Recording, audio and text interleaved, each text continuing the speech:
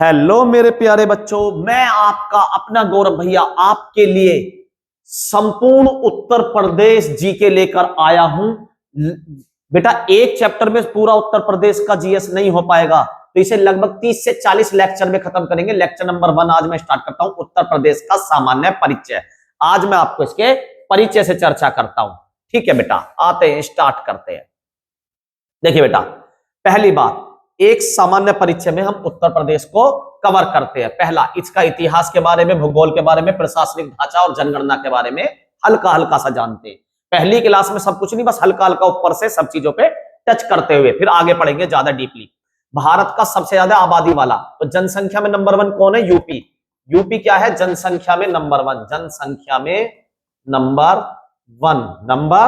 1। अच्छा जी, क्षेत्रफल में नंबर 4, क्षेत्रफल में नंबर 4 पर है, क्षेत्रफल में नंबर 4 पर है, आगे आएगा अभी। क्षेत्रफल में नंबर 4 पर है, जनसंख्या में नंबर 1 पे है। अच्छा जी, इसका कुल क्षेत्रफल 2,40,928 वर्ग किलोमीटर से स्टार्ट होकर से 2,43,286 वर्ग किलोमीटर, यहां से यहां तक। ठीक है, आप ये समझिए 2,40,928 वर्ग किलोमीटर से 2,43,286 वर्ग किलोमीटर तक उत्तर प्रदेश फैला है। ठीक है, इतना इसका क्षेत्रफल है। अब आप कहोगे भैया कभी पेपर में ये मिलता, कभी है, भैया दोनों ही सही है, जो आपको मिल जाए। यहां से यहां तक इसका क्षेत्रफल है, क्योंकि एग्जिट तो कोई नाप नहीं सकता। ठीक है, रोज कभी यहां का डोला तोड़ दिया, कभी यहां का, एक खेत तो नापना भारी पड़ जाए, ये तो पूरा प्रदेश है। 18 इसमें मंडल है, 75 जिले हैं, 350 तहसील है, विकास खंड 800। इनके बारे में भी आगे पढ़ेंगे। ठीक है जी, आगे बात करते हैं उत्तर प्रदेश की कुल जनसंख्या। कुल जनसंख्या कितनी है? 19.98 लाख, सॉरी करोड़। यानी कि लगभग, अगर मैं बात करूं लगभग में, लगभग तो लगभग 20 करोड़, लगभग 20 करोड़ आबादी है, जो भारत की टोटल आबादी का कितने परसेंट है? टोटल आबादी का बेटा 17.51% है। भारत में अगर 100 लोग रहते हैं तो उसमें से 17.5 लोग अकेले कहां रहते हैं? यूपी में। 17.5 लोग कहां रहते हैं? यूपी में। टोटल आबादी 20 करोड़, लगभग 20 करोड़। फिक्स पूछे तो 19.98 करोड़, 19.98 करोड़। अच्छा भैया जी, यहां तक बात समझ में आ गई। टोटल आबादी का कितने परसेंट है यूपी में? 17.51%, 17.51%। ये बात याद हो गई। आगे चलते हैं, दूसरी बात कर रहा साक्षरता की। तो साक्षरता कितनी है? 6 पॉइंट, देखो इसे ऐसे याद रख लो, 67-68 पॉइंट लगाओ, परसेंटेज लगा लो। ये यूपी की साक्षरता होगी, 67-68। अब भैया इसमें पुरुष की देखनी है तो 10 बढ़ा दो, पुरुष की 10 बढ़ा दो, 67 से कर दो 10 बढ़ा के 77। और महिला की देखनी है तो 10 घटा दो, 67 से कर दो 57। बात समझ में आई? पुरुष की देखनी है 67-68 टोटल, 67-68 ये भैया हमें तो पता ना 67 है या 68 है, तो 67.68। पुरुष की पता लगानी है तो 10 बढ़ा दो 67 में 77, महिला की पता लगानी है 10 घटा दो। पॉइंट के बाद क्या आएगा? 6 का आधा करो 3, ये हो गई पुरुष की साक्षरता, पुरुष की। ये हो गई कुल, ये वाली हो गई कुल साक्षरता। ठीक है, ये रही कुल साक्षरता। पुरुष की याद करनी है, 67 में 10 बढ़ा दो 77, 6 का आधा करके 3 पॉइंट लगा दो, ये हो गई पुरुष की, ये हो गई पुरुष की बेटा। महिला की घटा दो 57, 3 में से 1 कम करके और लिखो 2, ये हो गई महिला की। 57 कहां से है? 67 में से 10 घटाया, 2 कहां से है? हमने बताया ना, 6 का आधा करके ऊपर लिखो 3, और 3 में से 1 कम करके लिख दो, महिला के में 2, ये हो गई महिला की साक्षरता, ये हो गई महिला की साक्षरता। जनसंख्या घनत्व कितना? तो जनसंख्या घनत्व किसे कहते हैं ये समझो आज जरा बात। 1 किलोमीटर की ये लाइन है, 1 किलोमीटर की, फिर 1 किलोमीटर की ये लाइन है, फिर 1 किलोमीटर की ये लाइन है, और 1 ही किलोमीटर की ये लाइन है। इस क्षेत्र के बीच में 1 वर्ग किलोमीटर, इस क्षेत्र के बीच में जितने भी लोग रहते हैं उसे कहते हैं जनसंख्या घनत्व। देश का अलग है, यूपी का अलग है। तो यूपी का कितना? हम यूपी की बात कर रहे हैं 829 वर्ग किलोमीटर, 829 वर्ग किलोमीटर, इस वर्ग के अंदर। समझ गए? जनसंख्या घनत्व का मतलब क्या होता? 1 वर्ग किलोमीटर में कितनी जनसंख्या रहती है। कभी कभी कहीं पे तो ऐसा भी होगा एक भी आदमी नहीं रहता, लेकिन ये टोटल लगाएगा, टोटल क्षेत्रफल और टोटल जनसंख्या, उससे ये निकलता है। उत्तर प्रदेश का टोटल क्षेत्रफल और उत्तर प्रदेश की टोटल जनसंख्या, उससे ये निकल के आएगा 829 वर्ग किलोमीटर। ओ सॉरी, 1 वर्ग किलोमीटर में 829 लोग रहते हैं, इसे कहते हैं जनसंख्या घनत्व। ये क्या है, लिंग अनुपात। लिंग अनुपात बताता हूं। एक तरफ गिनती होगी लड़कियों की, एक तरफ लड़कों की। तो जब तक 1000 लड़के गिने जाएंगे, ऐसे हम मानते टोटल आबादी लड़कों की और टोटल लड़कियों की, तो 1000 लड़कों पर लड़कियों का औसत 912 आता है। यानी कि यहां 2000 हो जाएंगे तो यहां पे हो जाएंगे 9 दूनी 1824, 1824। यहां 4000 हो जाएंगे, 2000 का डबल, तो यहां पे भी 18 का 24 हो जाएगा 36 और 3648। इस तरीके से बढ़ती चली जाएगी यही पॉपुलेशन के हिसाब से। तो ये क्या है, 1000 पुरुष पर कितनी महिलाएं राज्य में हैं जनसंख्या के आधार पर। ठीक है भैया जी, यहां तक बात समझ में आई। अब चलते पढ़ाई की ओर।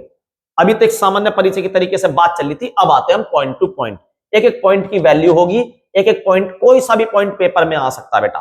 स्टेप बाय स्टेप हम चालू करते हैं। देखिए जरा पहला पॉइंट, पहला अक्षांश विस्तार। तो अक्षांश विस्तार किसको कहते हैं ये समझिए। अक्षांश विस्तार का होता है मतलब देश पर ऐसे जो लेटी हुई रेखाएं खींची जाती है, ये वाली रेखाएं कहलाती हैं अक्षांश रेखाएं।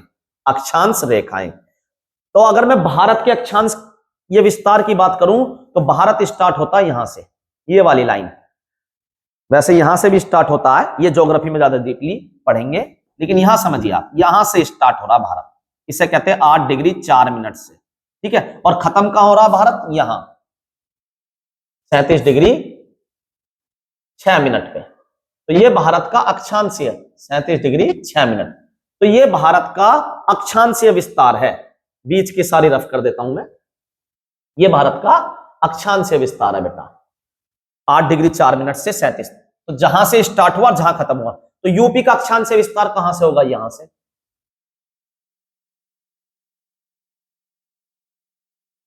यहां से। और कहां खत्म होगा, यहां। भैया यहां से क्यों स्टार्ट होगा, क्योंकि यहां से क्या 0 1 2 3 4 8 10 15 20, यहां आता 23, और यहां पे खत्म होते होते आ जाएगा 30। तो 23 कौन से स्टार्ट हो रहा, 23 डिग्री 52 सेकेंड। 23 डिग्री 52 सेकेंड से यूपी का अक्षांशीय विस्तार स्टार्ट होता, 23 डिग्री 52।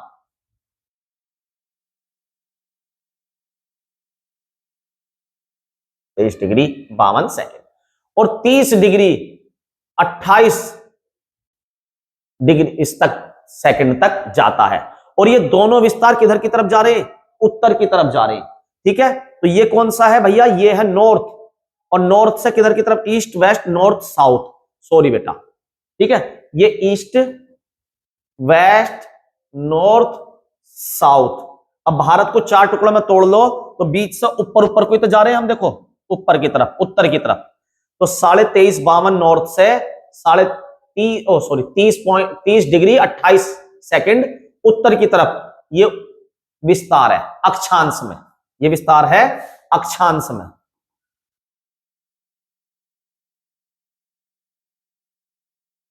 अक्षांश। देशांतर विस्तार कैसे होता है, ये इस तरीके से खड़ी लाइन से पता पड़ती है, कहां शुरू कहां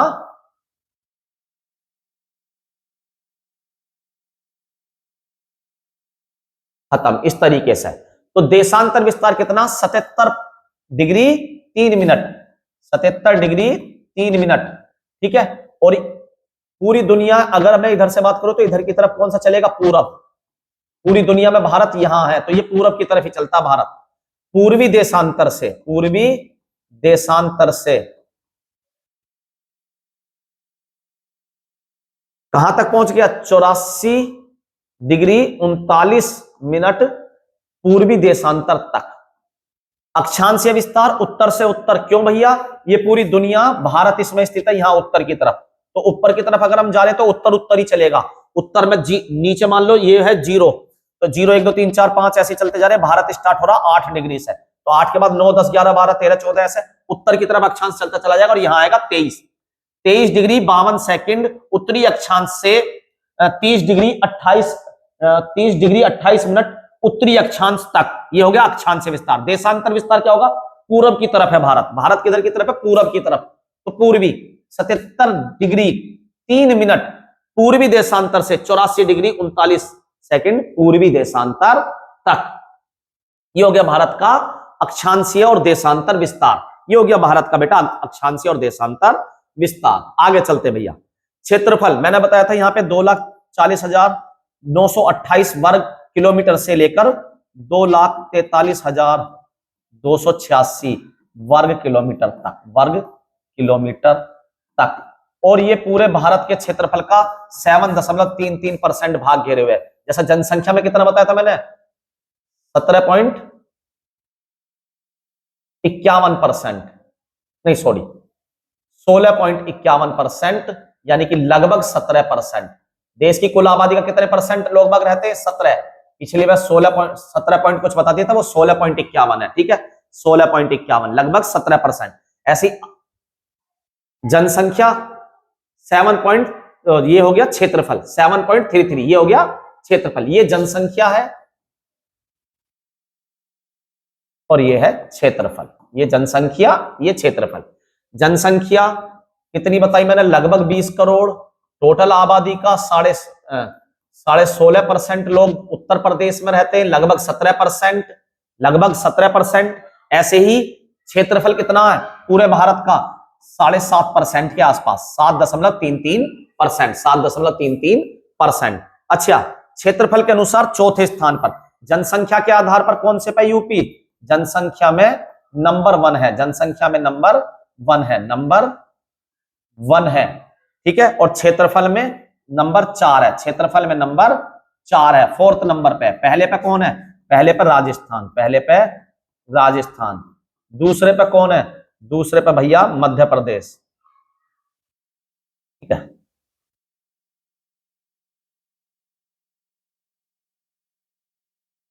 मध्य प्रदेश, इंग्लिश में महाराष्ट्र भी एक सही हो जाएगा ना।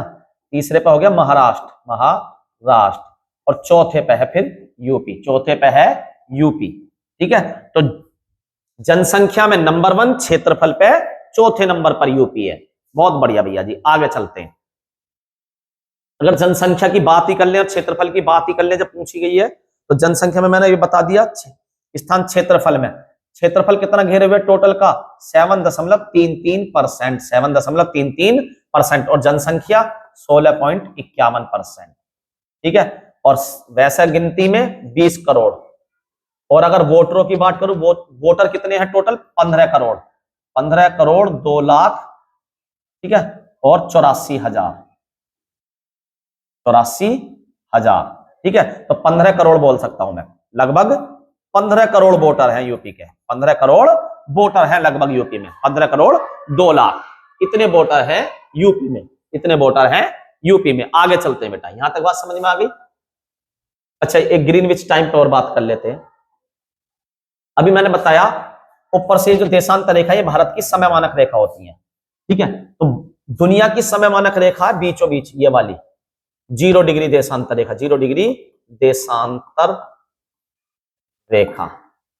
और इधर की तरफ चलो तो समय बढ़ता है, इधर की तरफ चलो तो समय घटता है। ये बात की बात है, मैं इस पर बात ही नहीं करना चाह रहा। मैं कहना चाह रहा हूं जैसे दुनिया की समय मानक रेखा ये है, तो भारत की समय मानक रेखा ये वाली 82.5 पूर्वी देशांतर। मैंने बताया ना पूरब की तरफ, बीच वाले से भारत कहां है? यहाँ। तो भारत किधर की तरफ पड़ रहा? पूरब की तरफ।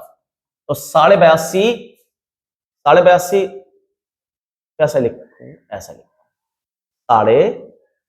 82.5 पूर्वी देशांतर रेखा, यह है भारत की समय मानक रेखा। दुनिया का समय से ग्रीनविच टाइम से 5.5 घंटे आगे है।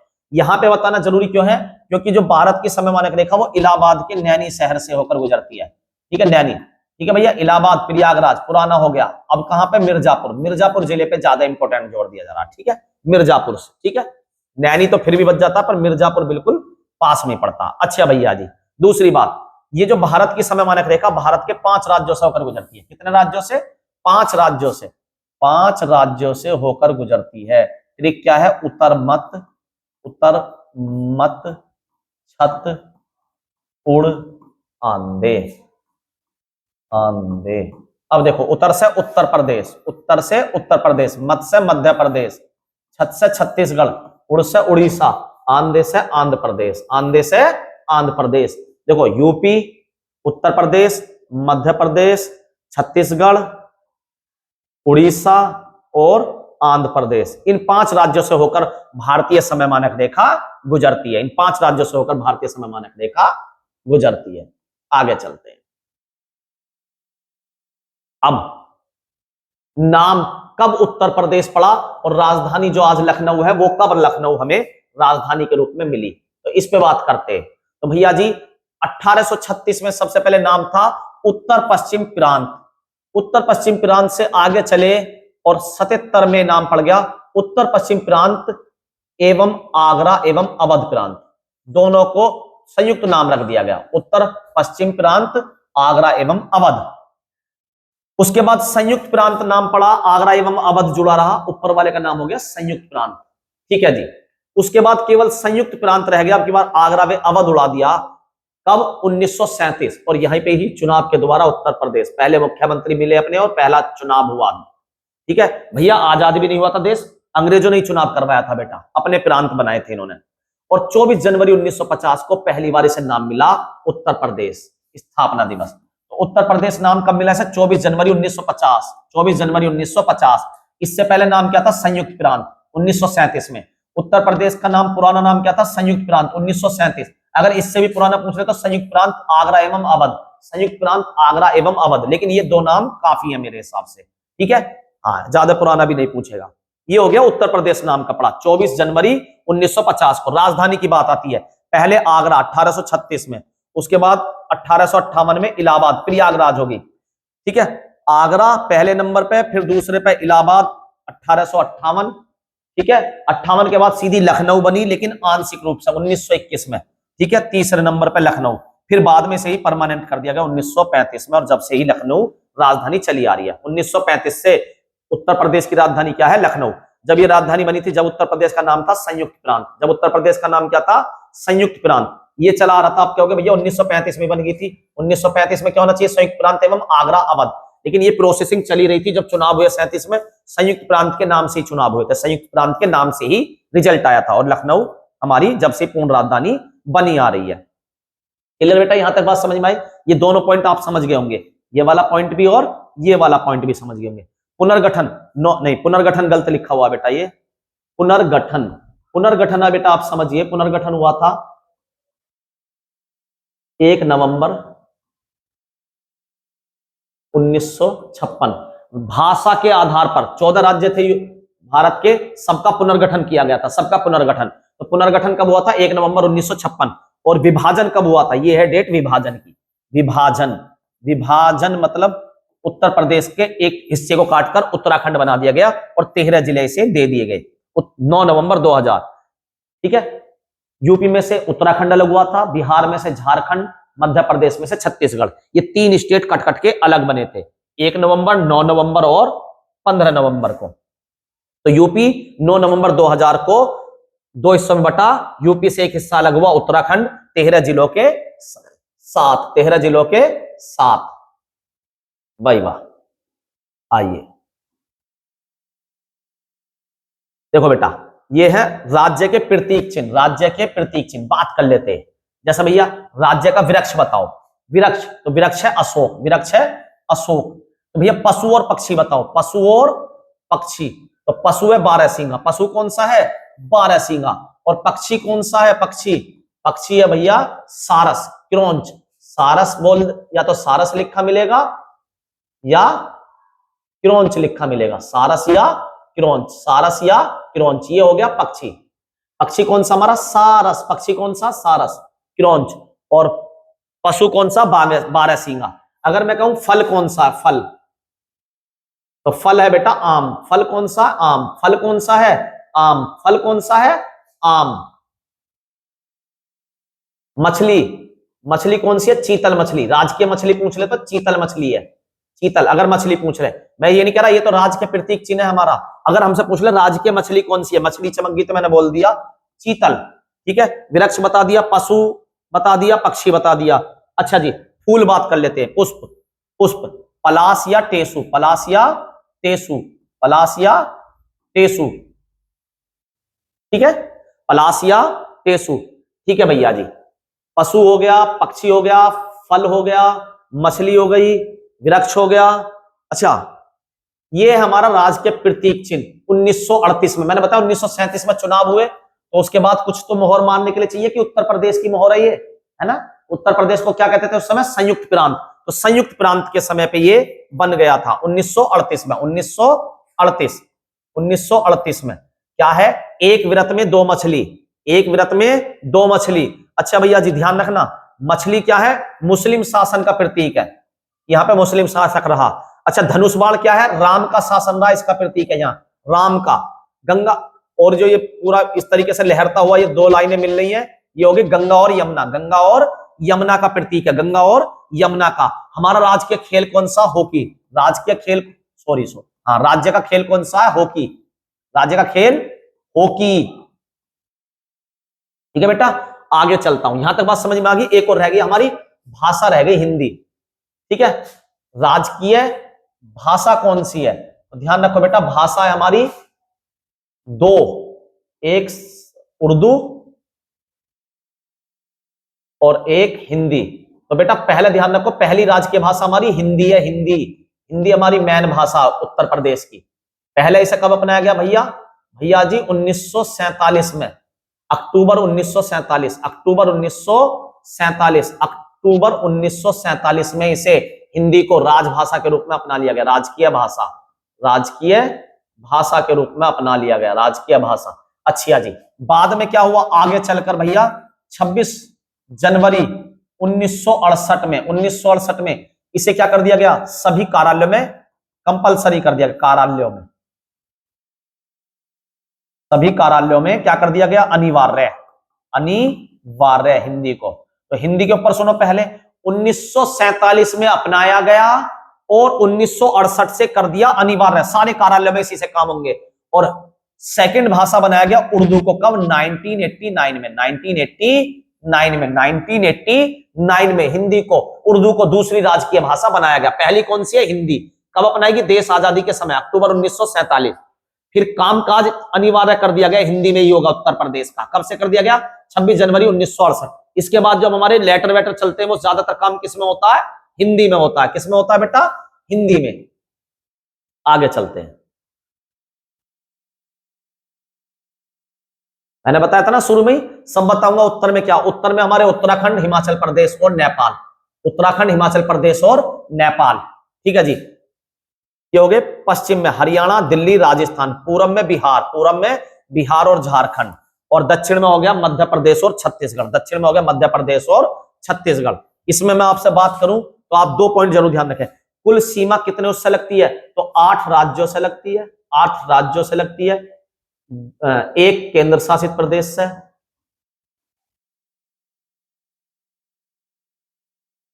केंद्र शासित प्रदेश से, और एक देश से लगती है। देश का नाम है नेपाल, देश का नाम है नेपाल। केंद्र शासित प्रदेश का नाम क्या है? दिल्ली, ठीक है, न्यू दिल्ली। और 8 राज्यों से लगती है। तो सबसे ज्यादा राज्यों से लगने वाली सीमा किसकी है? उत्तर प्रदेश की। किसकी है? उत्तर प्रदेश की। 8 राज्यों से लगती है, ठीक है। आगे चलते हैं,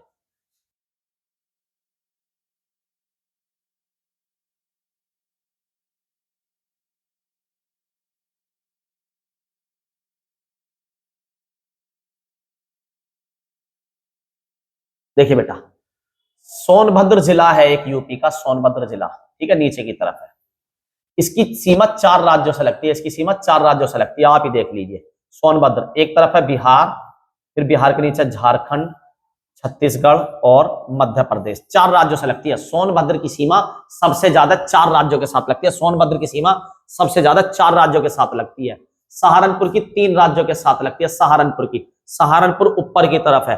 तो ऊपर की तरफ कौन कौन से? हरियाणा, हिमाचल प्रदेश और उत्तराखंड, हरियाणा, हिमाचल प्रदेश और उत्तराखंड। अच्छा जी, सर्वाधिक 11 जिलों के साथ सीमा स्पर्श करती है उत्तर प्रदेश की, वो है मध्य प्रदेश की। मध्य प्रदेश के 11 जिलों के साथ उत्तर प्रदेश की सीमा लगती है। अच्छा, नेपाल के साथ भी बहुतों की लगती है, ये देखिए, नेपाल के साथ कितने? 8, नेपाल के साथ 8 जिले हैं जिनकी सीमा लगती है। 8 है भैया, 7 है। 8 होने, 7 ही होने चाहिए, सॉरी। 2 2 4 2 6 1 7, हाँ 7। 8 तो राज्यों के साथ लगती है वो, 7 जिले। अच्छा भैया जी, 7 जिलों के साथ लगती है, ठीक है।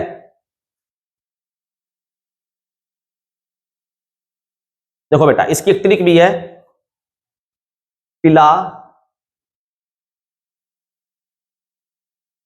शराब में ये वाला शराब लिख दो, पिला शराब, शराब शाम को, पिला शराब शाम को। पी से पीलीभीत, पी से पीलीभीत, पी से पीलीभीत। ला से लखीमपुर, ला से लखीमपुर, ला से लखीमपुर। सा से श्रीवस्ती, सा से श्रावस्ती। बा से बहराइच, बै से बहराइच और बलरामपुर, बै से बहराइच और बलरामपुर, बै से बहराइच और बलरामपुर। दो है। सा से सिद्धार्थनगर, सा से सिद्धार्थनगर। और मैं से महाराजगंज, वहां से महाराजगंज। इन 7 जिलों की सीमा नेपाल के साथ लगती है। पूछ लेता बेटा, किसकी सीमा नेपाल के साथ लगती है, ठीक है। आगे चलते हैं। और सबसे पूर्वी पीलीभीत की लगती है और सबसे पश्चिम में महाराजगंज। इस तरीके से भी याद आप कर लेंगे बेटा। ये 7 जिले हैं जिनकी सीमा नेपाल के साथ लगती है। आगे चलता हूं मेरे प्यारे बच्चों। उत्तर प्रदेश की उत्तर से दक्षिण तक लंबाई और पूर्व से पश्चिम तक, इसे देखते हैं बेटा। देखिएगा, यहां से थोड़ा बड़ा है उत्तर प्रदेश, आप समझ रहे होगे, यहां पे भी देख रहे होगे थोड़ा बड़ा है, ठीक है। तो कितना बड़ा है भैया? 650 किलोमीटर, 650 किलोमीटर लंबाई है उत्तर से दक्षिण, उत्तर से दक्षिण। और पूरब से पश्चिम कितनी है? 240। पूरब से पश्चिम कितनी चौड़ाई है? 240, ठीक है। पूरब से, ठीक है, चौड़ाई क्लियर। पूरब से पश्चिम, ये दक्षिण कर रखा पश्चिम। चौड़ाई होगी पूरब से पश्चिम, कितनी होगी? 240 किलोमीटर। उत्तर से सहारनपुर से, ठीक है, और दक्षिण में सोनभद्र तक कितना लंबा हो गया? लंबाई होगी 650 किलोमीटर, 650 किलोमीटर। आगे चलते हैं, ठीक है, आगे चलते हैं भैया जी।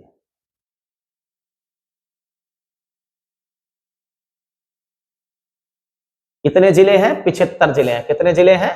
75 जिले हैं, ठीक है।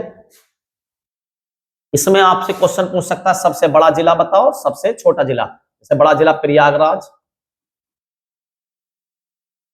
ठीक है। बड़ा जिला Lakhimpur,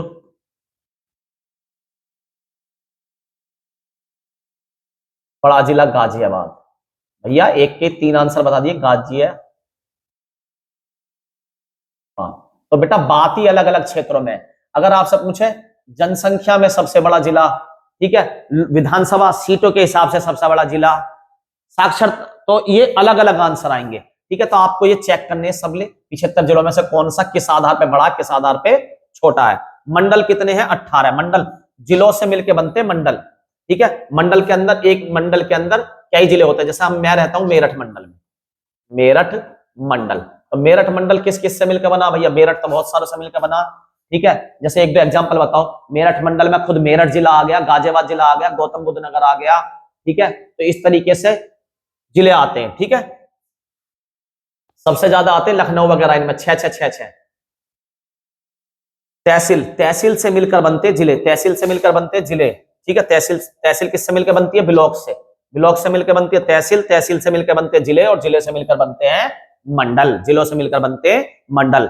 high court, high court की स्थापना 1866 में उत्तर प्रदेश में इलाहाबाद हाई कोर्ट है, और उसकी खंडपीठ यानी कि छोटी पीठ है लखनऊ में, ठीक है। तो इसकी स्थापना कब हुई थी? 1866 में, 1866 में। राष्ट्रीय राजधानी क्षेत्र, इसे देखिए, ये बहुत इंपॉर्टेंट है। राष्ट्रीय राजधानी क्षेत्र में बेटा देखिए, 1 2 3 4 5 6 7 8, ये 8 जिले शामिल हो चुके हैं यूपी के। कौन कौन से भैया? आप ध्यान रखो, मेरठ के आसपास का क्षेत्र। तो एक खुद मेरठ हो गया, हापुड़ हो गया मेरठ के आसपास, गाजियाबाद हो गया, गाजियाबाद, और उधर गौतम बुद्ध नगर हो गया, गौतम बुद्ध नगर हो गया, और उधर बुलंदशहर हो गया,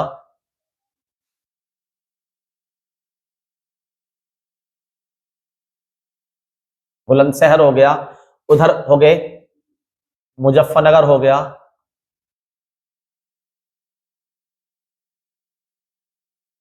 बागपत हो गया। देखना, 1 2 3 4 5 6 7 7 है कौन सा गया? मुजफ्फरनगर भी हो गया, ये बागपत हो गया, इधर की तरफ शामली रह गया, शामली। ठीक है, हो गए 8। तो 8 तो शामिल हो गए एनसीआर में। एनसीआर का मतलब राजधानी क्षेत्र के मिडिल को नापकर 50 किलोमीटर चारों तरफ गोला घुमा दो, जो उस क्षेत्र में आता है वो एनसीआर क्षेत्र में शामिल कर दिया गया आज की परिभाषा के हिसाब से। 4 जिले और प्रस्तावित है, 4 जिले और प्रस्तावित है। कौन कौन से हैं भैया? ठीक है, अलीगढ़, हाथरस, मथुरा और चौथा जिला है सहारनपुर। सहारनपुर, ये 4 जिले प्रस्तावित हैं जिनको एनसीआर में शामिल करने की चर्चा चल रही है, एनसीआर में शामिल करने पे बात चल रही है। ठीक है, ध्यान रखना ये भी आप।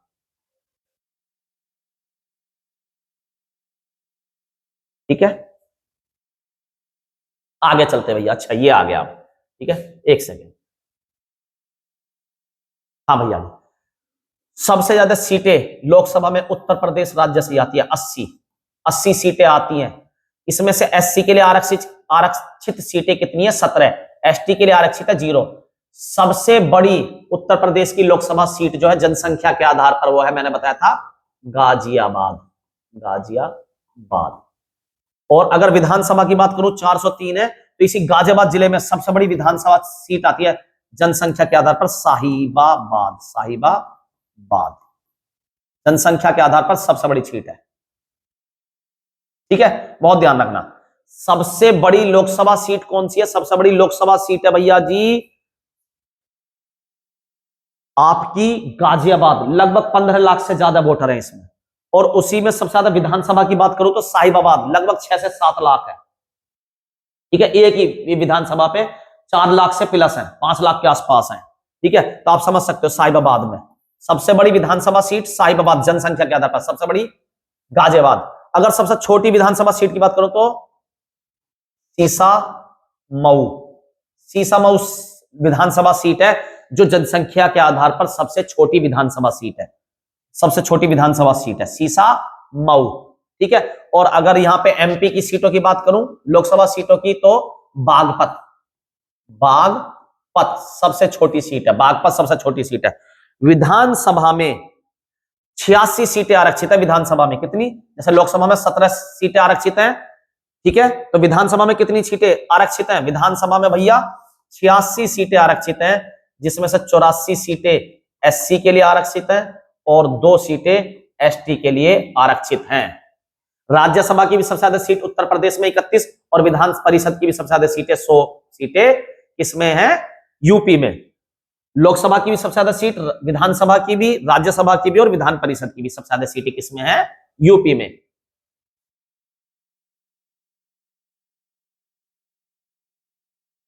आगे चलते हैं, एक नजर मारते हैं इस पे। कुल जनसंख्या मैंने बताया था 1998 करोड़, यानी कि लगभग 20 करोड़। क्षेत्र जन परसेंटेज की बात करें तो कुल आबादी का, देश की कुल आबादी का 16.51%, लगभग 17%। जनसंख्या घनत्व की बात करें तो 829 व्यक्ति प्रति वर्ग किलोमीटर। मैंने बताया था प्रति वर्ग किलोमीटर मतलब इस तरीके से, इन चारों भुजाओं का योग 1:1:1:1 होता है। ठीक है, आगे चलते हैं भैया जी।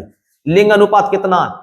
1000 लड़कों पर 912 लड़कियां, 912 लड़कियां, ये बॉय और ये लड़कियां, गर्ल, ये अनुपात है, लिंग अनुपात है। ठीक है, और अगर छोटे बच्चों में बात करें तो ये अभी भी और भी डाउन है, 902। 902 साक्षरता मैंने बताई थी 67.7, तो इसमें सबकी याद कैसे करें? 67-68 बताई थी मैंने, 67-68। इसने पूरा उसका 7 एब्जॉर्ब कर लिया, लेकिन रियल है 67-68। 67 10 घटा दो लड़कियों की आ गई, 10 बढ़ा दो लड़कों की आ गई, इस 6 का आधा कर दो 3 लगा दो लड़कों की में, और इस 3 का 1 कम कर दो 2 लगा दो, ये होगी लड़कियों की, ये हो गई लड़कियों की। आई बात समझ में? शहर में, ग्रामीण में कितने हैं पढ़े लिखे? ज्यादा है, ओ सॉरी, ठीक है, ये जनसंख्या ग्रामीण में कितनी रहती है? ज्यादातर भारत की इसकी यूपी की आबादी ज्यादातर अभी भी गांवों में रहती है। लगभग 77% आबादी गांव में रहती है और 22% आबादी शहर में रहती है। तो आप लगा सकते हैं कितना अभी भी गांवों से जुड़ा हुआ है हमारा यूपी। देखिए बेटा, सर्वाधिक वाले जनसंख्या सबसे ज्यादा किस जिले की है भैया? तो सबसे ज्यादा जनसंख्या, सबसे ज्यादा वोटर किस जिले में है? गाजियाबाद। सबसे ज्यादा वोटरों वाली सीट कौन सी है? गाजियाबाद। गाजियाबाद। क्षेत्रफल में सबसे बड़ा जिला कौन सा है? मैंने बताया था लखीमपुर खीरी। लखीमपुर खीरी। लेकिन बेटा ना तो यहां क्षेत्रफल में पूछ रहा है, ना यहां वोट के हिसाब से पूछ रहा है। यहां क्या पूछ रहा है? जनसंख्या के हिसाब से। प्रयागराज। और कितनी ज्यादा जनसंख्या आप इसी बात से लगाओ, यहां पे 12 विधानसभा सीट है। 12 विधानसभा सीट, सबसे ज्यादा विधानसभा सीट है प्रयागराज जिले में 12। ठीक है। सबसे कम जनसंख्या किस जिले की है? महोबा की। सबसे ज्यादा किसकी? प्रयागराज की। सबसे कम महोबा की। सबसे कम महोबा की। जनसंख्या घनत्व सबसे ज्यादा गाजियाबाद का सबसे ज्यादा है और सबसे कम है ललितपुर का। ललितपुर जनसंख्या घनत्व डेंसिटी जो मैंने अभी बताई थी आपको, कितने लोग 1 वर्ग किलोमीटर में आते हैं। साक्षरता सबसे ज्यादा गौतम बुद्ध नगर की है। गौतम बुद्ध नगर। और सबसे कम है श्रावस्ती की। सबसे कम है श्रावस्ती की। लिंग अनुपात सबसे, देखो साक्षरता सबसे ज्यादा है गौतम बुद्ध नगर की। कहते हैं ना पढ़ाई लिखाई एजुकेशन जो है उससे फिर ये नहीं होगा कि लड़कियों को भ्रूण हत्या रुक जाएगी। अरे भैया कही सुनी बात है, लोग बाग इसे, जिसकी सोच पुरानी है उसी पे लेगा। गौतम बुद्ध नगर। ठीक है। तो आज भी यहाँ पे जाट और गुर्जर बहुल्य क्षेत्र है। तो भैया वहां पे क्या मर्द पैदा हो, मर्द होने चाहिए। जितनी लाठी होंगी उतनी जमीन कब जाएंगे? नहीं भैया, जनसंख्या आपको अपने समाज के विकास के लिए बच्चियों को भी परवरिश अच्छे से करनी पड़ेगी और उनकी भ्रूण हत्या पर कंट्रोल करना पड़ेगा। गौतम बुद्ध नगर आज भी लिंग अनुपात में, साक्षरता में देखो गौतम बुद्ध नगर सबसे आगे चल रहा है, लेकिन लिंग अनुपात में सबसे पीछे। और सबसे आगे कौन है? जौनपुर लिंग अनुपात में। क्षेत्रफल का सबसे बड़ा जिला लखीमपुर खीरी और सबसे छोटा जिला हापुड़। सबसे छोटा जिला हापुड़।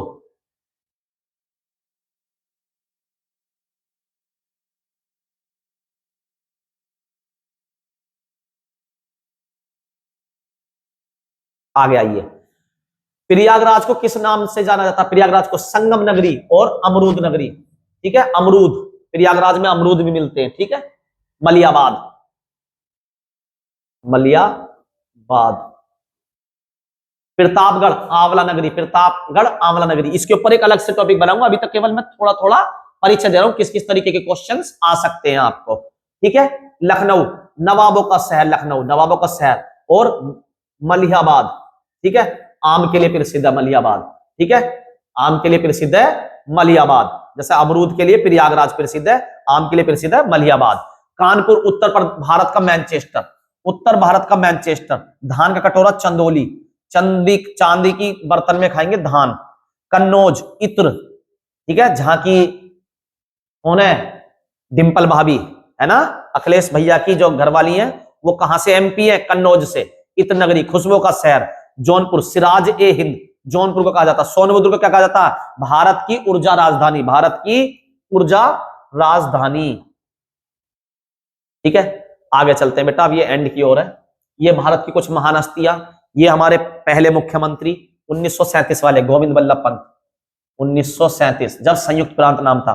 सरोजिनी नायडू, भारत, सरोजिनी नायडू भारत की पहली महिला राज्यपाल है और ये यूपी से थी, यूपी की बनी थी महिला राज्यपाल। पूरे भारत में जब तक कोई भी महिला राज्यपाल नहीं बनी थी, ये बनी सरोजिनी नायडू, पहली, भारत में पहली महिला। भैया भारत का पढ़ा रहे हो यूपी, जब भारत की पहली है और यूपी में बनी तो यूपी की भी पहली हो गई। ठीक है। सर्वाधिक बार मुख्यमंत्री बनी थी मायावती जी। सर्वाधिक बार, ये जो पॉइंट लिख रहा, सर्वाधिक बार मुख्यमंत्री बनी मायावती जी। अब जैसे ये मुख्यमंत्री का टॉपिक है तो एक दिन मुख्यमंत्री ही मुख्यमंत्रियों के टॉपिक के ऊपर वीडियो बनेगी। ठीक है, समझ गए। सरोजिनी नायडू पहली महिला मुख्यमंत्री, भारत की भी तरफ से यूपी की, मतलब पूरे भारत में सबसे पहले यूपी की महिला मुख्यमंत्री बनी थी। ठीक है। क्या नाम था? सुचेता कृपलानी। सुचेता कृपलानी। उत्तर प्रदेश का कौन सा जिला सर्वाधिक 4 राज्यों से लगता है? तो ये मैंने बताया था सोनभद्र। कौन सा है? सोनभद्र। राष्ट्रीय राजधानी क्षेत्र एनसीआर में उत्तर प्रदेश के कितने जिले शामिल है? भैया 8 जिले शामिल है और 4 प्रस्तावित है। 4 प्रस्तावित है। उत्तर प्रदेश की सीमा किस एकमात्र देश से लगती है? तो नेपाल से लगती है। नेपाल। ठीक है, 7 जिले लगते हैं, 7 जिले नेपाल के साथ। कितने जिले लगते हैं हमारे? 7। क्षेत्रफल की दृष्टि से उत्तर प्रदेश का चौथा स्थान है, पहले पर राजस्थान, दूसरे पर मध्य प्रदेश, तीसरा महाराष्ट्र,